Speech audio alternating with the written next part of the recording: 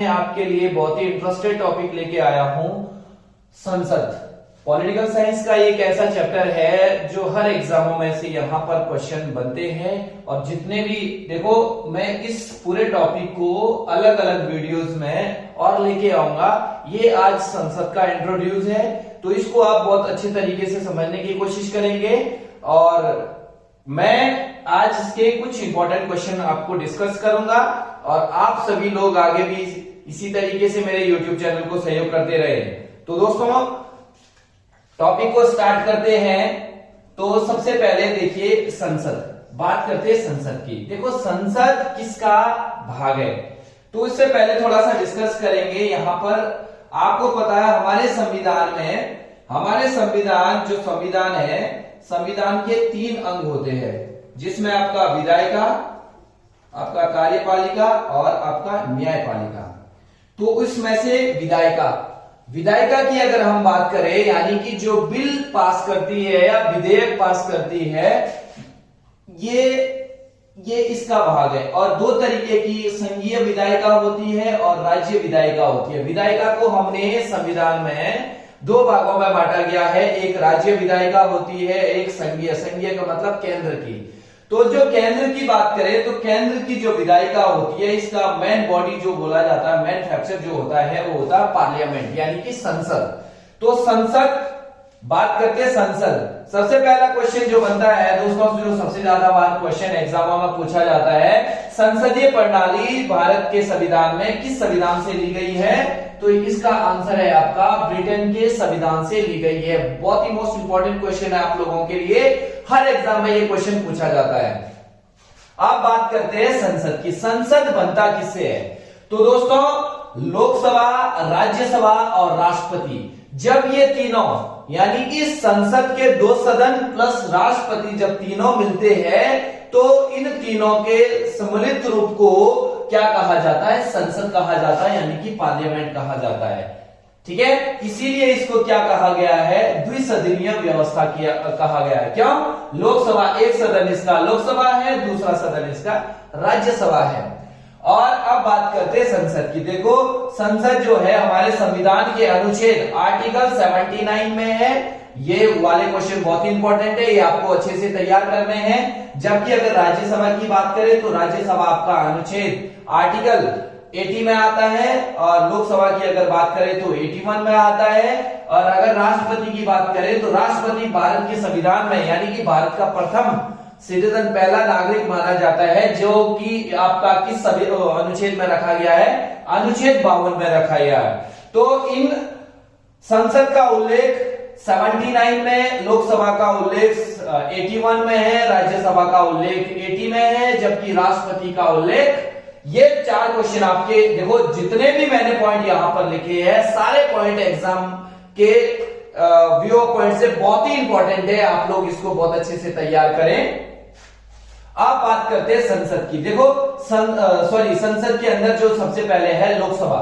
लोकसभा को क्या कहा जाता है? House of people. और इसका हाउस ऑफ पीपल जो नाम दिया गया था, ये वाला क्वेश्चन भी एग्जामों में आपको देखने को मिलेगा। देखो, आप अगर जितने भी प्रीवियस क्वेश्चन उठा के देखेंगे, पॉलिटिकल साइंस का अकेला ही ऐसा चैप्टर है जहां से लगभग एग्जामिनर 60% क्वेश्चन यहीं से बनाता है, जब कभी भी पॉलिटिकल साइंस से क्वेश्चन आप लोगों को देखने को मिलता है। तो आप इसकी बात, तो यहां पर देखो, आज तो इसका मैं ज्यादा नहीं आपको इंट्रो करवाऊंगा। इसके बाद आपको लोकसभा अलग से, राज्यसभा अलग से, राष्ट्रपति अलग से, यानी कि इसके बाद बैक टू बैक 3 वीडियो इसकी और डिटेल वाइज आपको बताई जाएगी। इसके लिए आप लोगों को सबसे पहले मेरा ये YouTube चैनल को बहुत ज्यादा सहयोग करना है, जिससे कि मेरी भी आगे इसी तरीके की एनर्जी बनी रहे। आप लोग जो भी मैं टॉपिक आप लोगों को समझा रहा हूं, बता रहा हूं, इसका फीडबैक आप जरूर दें कमेंट के माध्यम से, कि आप लोगों को ये इस तरीके का जो मैं आप लोगों को पढ़ा रहा हूं समझ में आ रहा है, कितना समझ में आया, या आपके लिए कितना हेल्पफुल बन रहा है।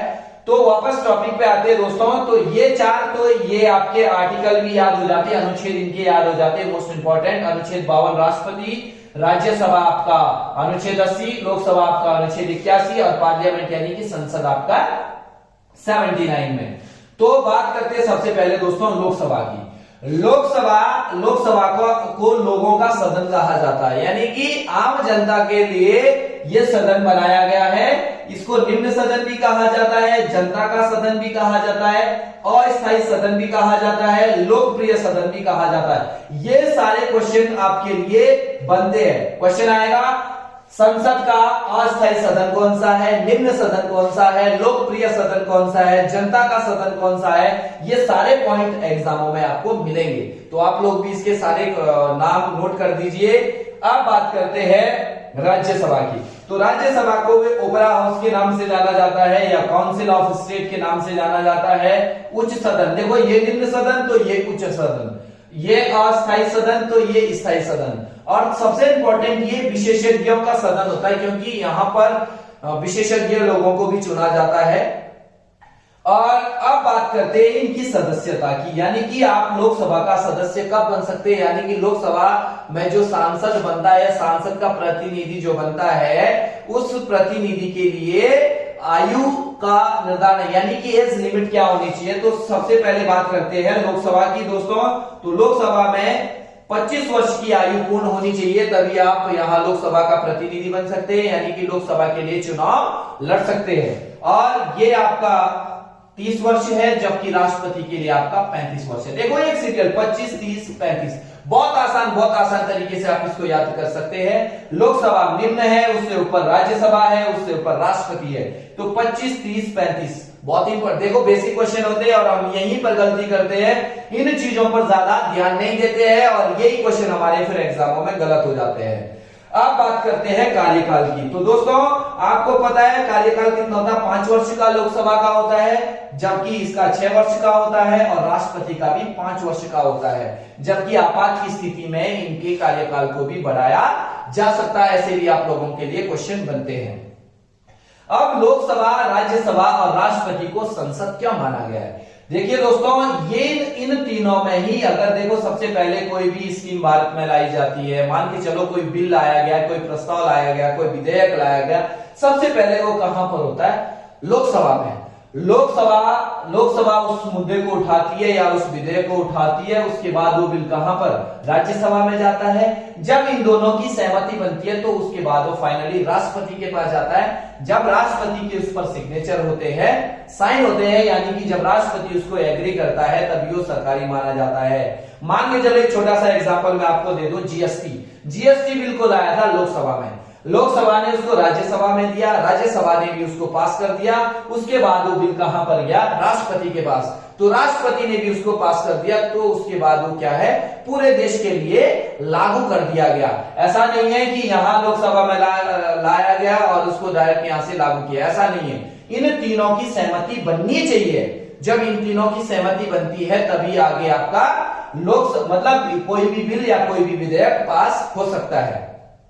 दूसरी स्कीम क्या है दोस्तों? यहां पर जो है, यहां जो पदवी है अध्यक्ष और उपाध्यक्ष, लोकसभा अध्यक्ष और लोकसभा उपाध्यक्ष, दो नाम यहां पर दिए जाते, जबकि यहां पर पदवी का नाम चेंज हो जाता है। यहां पर दिया जाता है राज्य सभापति और राज्यसभा का उपसभापति। अब यहां वाला जो क्वेश्चन बनता है वो बहुत इंपॉर्टेंट है। जो देखो, यहां का जो अध्यक्ष और उपाध्यक्ष होगा वो यहीं का सदस्य होगा लोकसभा का, जबकि राज्यसभा में ऐसा नहीं है।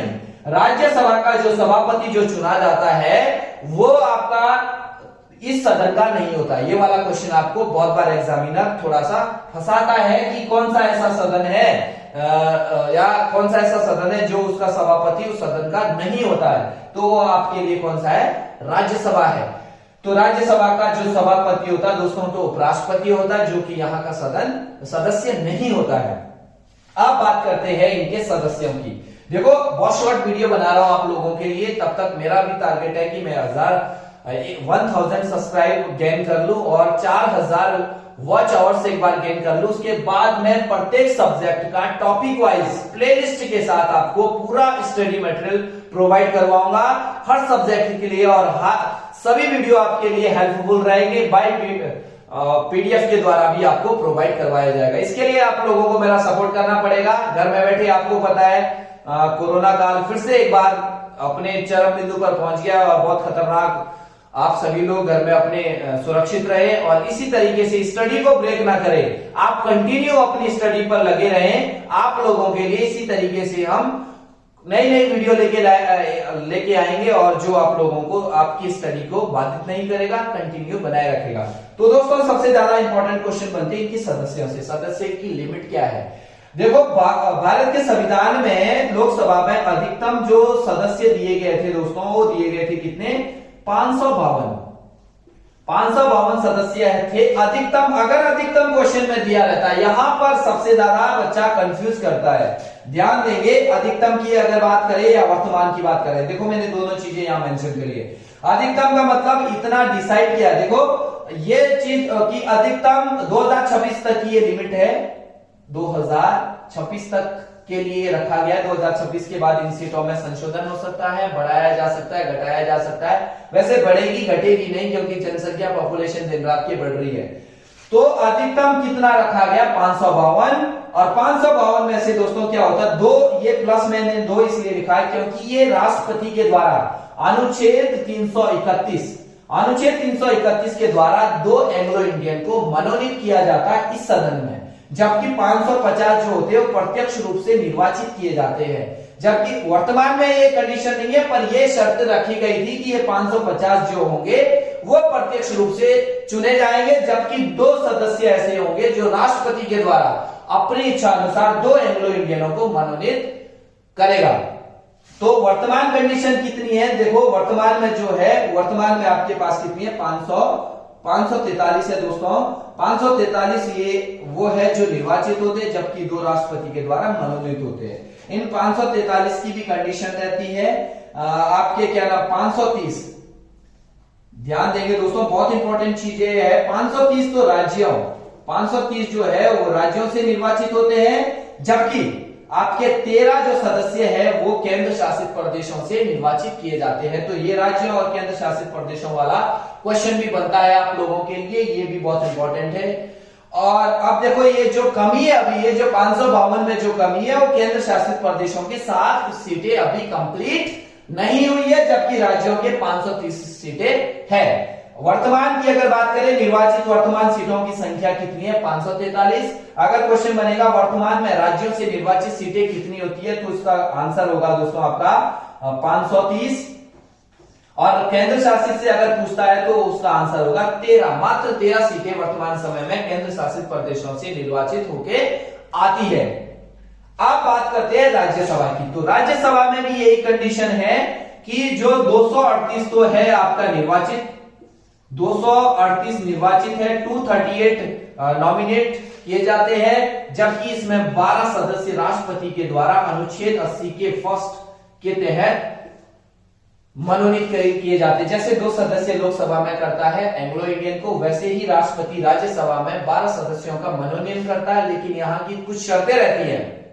यहाँ की शर्तें क्या है कि यहाँ पर 4 ऐसे सब्जेक्ट दिए, 4 ऐसे क्षेत्र दिए गए कि वहां से उन लोगों का संबंध होना चाहिए। कला हो गया आपका, विज्ञान हो गया, साहित्य हो गया और सामाजिक सेवा। ये 4, फिर से रिपीट कर रहा हूं, कला क्षेत्र से, साहित्य क्षेत्र से, विज्ञान क्षेत्र से या सामाजिक सेवा से अगर जो लोग संबंधित होंगे, उन 12 सदस्यों को राष्ट्रपति राज्यसभा में मनोनयन करता है। तो अधिकतम यहां पर मैं आप लोगों के लिए लिख रहा हूं, अधिकतम की अगर बात करें तो यहां भी कितने हैं, अधिकतम सीटों की संख्या अगर बात करेंगे तो यहां दे रखी है आपकी 250 प्लस 2। लेकिन वर्तमान में दोस्तों ये यहां भी कितने हैं,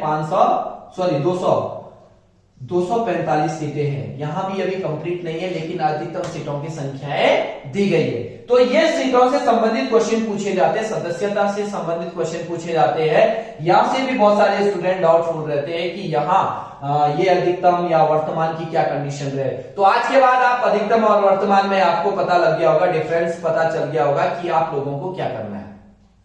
और जब मैं इनको एक एक राज्यसभा की अलग वीडियो, लोकसभा की अलग वीडियो, राष्ट्रपति की अलग वीडियो, तो वहां पर और ज्यादा अच्छे से मैं आप लोगों को समझाऊंगा और डिटेल अच्छे से समझाऊंगा और इस तरीके से आप लोगों को पढ़ाने की कोशिश करूंगा कि आने वाले समय में आप कभी भी इस टॉपिक को नहीं भूलेंगे। प्रैक्टिकली तौर पर आपको हमेशा पढ़ना है। अगर आप किताबी या बुक्स मेथड पे पढ़ते हो तो कभी चीजें याद नहीं होती है, प्रैक्टिकली चीजें करने की कोशिश करें। और उसके बाद आपका राष्ट्रपति दोस्तों, तो राष्ट्रपति का क्या यहां पर रोल रहता है? राष्ट्रपति यहां पर इन दोनों की संयुक्त, क्वेश्चन इससे ये बनता है, संयुक्त बैठक बुलाता है। लोकसभा तथा राज्यसभा की संयुक्त बैठक बुलाने का इसके पास अधिकार है, जबकि उसकी अध्यक्षता, उस संयुक्त बैठक की अध्यक्षता कौन करता है? जो लोकसभा का अध्यक्ष होगा। ये वाला क्वेश्चन भी बहुत ज्यादा एग्जाम में फंसता है। तो दोस्तों आप लोगों से उम्मीद है कि थोड़ा बहुत आपको ये टॉपिक समझ में आया होगा कि, और मैं आगे के लिए आप लोगों को बताता हूं, अगर आप लोग जल्दी ही मेरा सहयोग करेंगे, ज्यादा से ज्यादा लोगों को शेयर करेंगे, कमेंट करेंगे और इन वीडियो में के द्वारा मुझे फीडबैक देंगे कि मुझे और इसमें क्या इंप्रूवमेंट करना चाहिए। आगे आने वाली ये जो तीनों अलग अलग वीडियो होगी उसमें आपके एक एक कॉन्सेप्ट मैं क्लियर करवाऊंगा। उसके लिए आप वेट करेंगे, पर 2 दिन के बाद मेरी वीडियो आपके मेरे YouTube चैनल में मिलेगी और हम सभी लोगों के लिए बेनिफिशियल रहेगा, आपके लिए भी रहेगा, हमारे लिए भी रहेगा। तो सहयोग जरूर दे, कमेंट जरूर करें और सभी लोगों को इस वीडियो को शेयर करें। तो आज के लिए इतना ही। जय हिंद।